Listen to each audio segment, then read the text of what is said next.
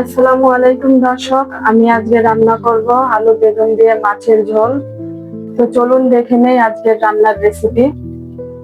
এখন ফ্রাই প্যানটি গরম হয়ে গেছে, আমি এখন তেল দিয়ে দেব।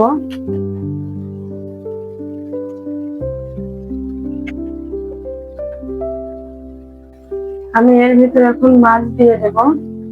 এখানে আগেই হলুদ মরিচ দিয়ে মাখানো ছিল মাছ।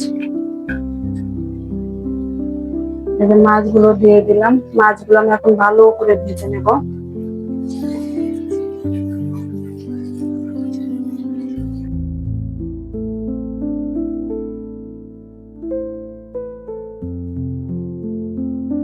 আমি এখন মাছগুলো তুলে নেব।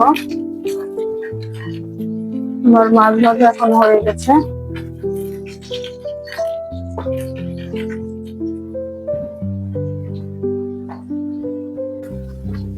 তেল দিয়ে দেব এর ভিতর।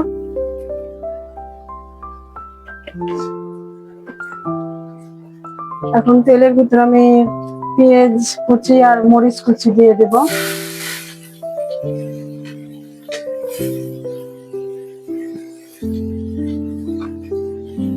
পেঁয়াজগুলো আমি এখন বাদামি করে ভেজে নেব।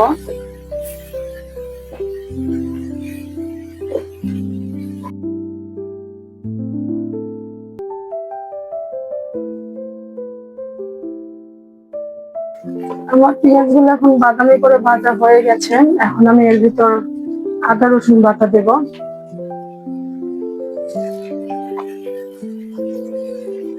দিয়ে কিছু পরিমাণ মতন আদা রসুন বাটা দিয়ে দিলাম। দিয়ে এখন কিছুক্ষণ আমি ভেজে নেব।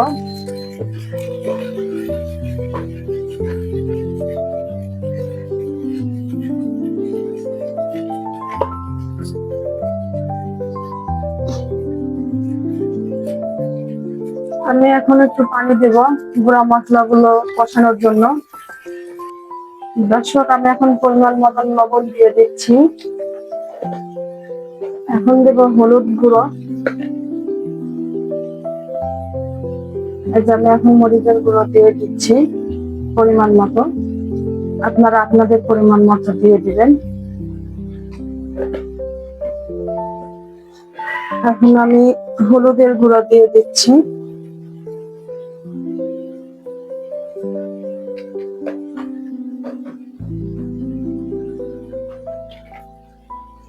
ধনিয়ার গুঁড়ো দিয়ে দিচ্ছি। দর্শক, আমি আর একটু পানি দিয়ে মশলাগুলো ভালো করে কষিয়ে নেব।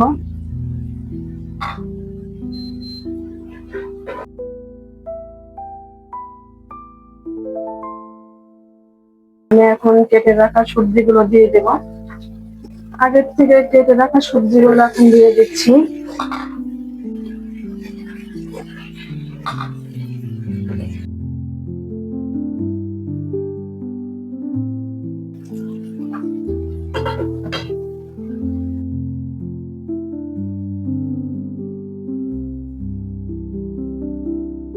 এখন পরিমাণ মতন পানি দিয়ে দিচ্ছি।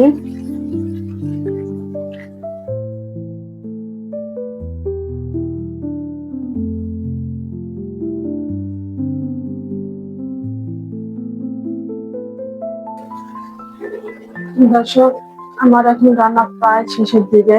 আমি এখন মাছ দিয়ে দিলাম।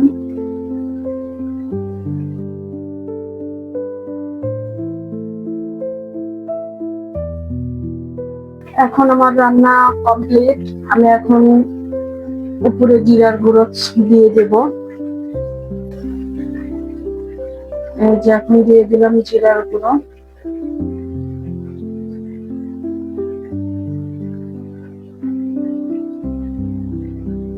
দেখুন দর্শক, আমার রান্নাটা কত সুন্দর ভাবে হয়ে গেছে।